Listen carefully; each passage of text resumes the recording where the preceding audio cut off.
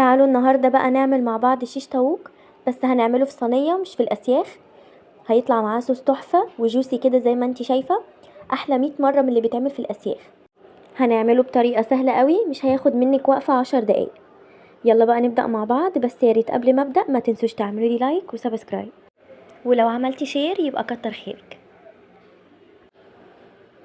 يلا بقى نقول بسم الله. في بولة كده عندي معلقة توم صغيرة، المفروض دول كان هيبقوا معلقتين صويا صوص بس كان هيتدرق مني ولحقته الحمد لله. حطيت كمان معاه معلقه دبس رمان كبيره، وحاطين كده كيسين من الكاتشب بمقام معلقتين كبار.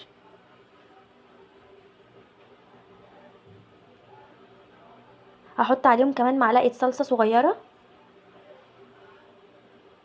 وهحط عليهم شويه لبن. المفروض تبقى علبه زبادي فحطيت بدلها لبن عشان ما عنديش زبادي. حطيت معاهم كمان معلقه خل كبيره، وحطيت 3 4 معالق كده زيت. هحط بقى الملح معلقه كده متوسطه، وهحط معلقه او نص معلقه صغيره من البابريكا، ونص معلقه فلفل اسود، ومعلقه من بهارات الفراخ. هحط كمان بقى معلقه بصل بودر، وهقلب بقى كل الكلام ده في بعضه كده كويس.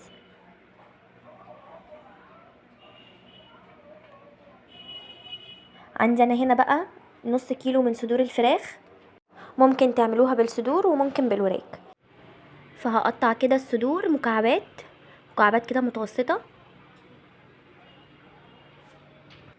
هخلص تقطيع بقى الكميه كلها، وبعدين هاخدها هحطها على الخلطه بقى اللي عملناها دي. لو لسه بتتفرجي وما عملتيش سبسكرايب، يا ريت دلوقتي تنزلي تعملي لايك وسبسكرايب وتنوريني وتشجعيني كده على طول. هقلب بقى الحاجات دي كلها في بعض كده كويس. انا هنا كنت اتصرفت وجبت علبه زبادي، فهحطها كده على الخلطه واسيبهم بقى 3 4 ساعات. ممكن تتبليها وتسيبها في التلاجة لتاني يوم، طبعا كل ما بتتبل وتقعد في التتبيله بيبقى احسن. هحضر هنا معايا بقى شويه خضار كده، هحط بصل وفلفل الوان. قطعت هنا بصلايه كده مكعبات، وهقطع برضو فلفل مكعبات.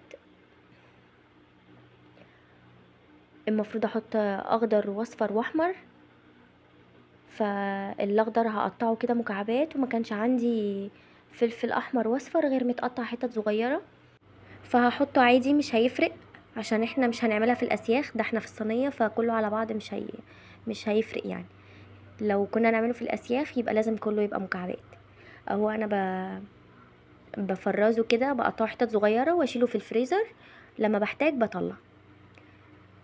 هفك بقى البصل كده من بعضه واقلبه كده في الخلطه دي كويس مع الفراخ. ويا ريت الخضار ده يكون قبل ما هيخش الفرن عشان الخضار ما يتبلش ويفضل كده شكله حلو. هنزلهم بقى في صينيه وادخلهم الفرن على درجه حراره 200 لحد ما تستوي، وهولع عليها الشوايه بقى تاخد لون من فوق. عقبال ما تستوي بقى معايا هنا بصلايه مقطعاها شرايح رفيعه، هحط عليها معلقه سماق، وهقطع عليهم شويه بقدونس واقلبهم كده مع بعض، هتبقى طعمها حلو قوي جنبها. البصل ده كمان ينفع جنب المشويات، تعملوه كده طبق جانبي جنب المشويات بيبقى تحفه. وكده بقى تبقى خلصت صينيه الشيش طاووق.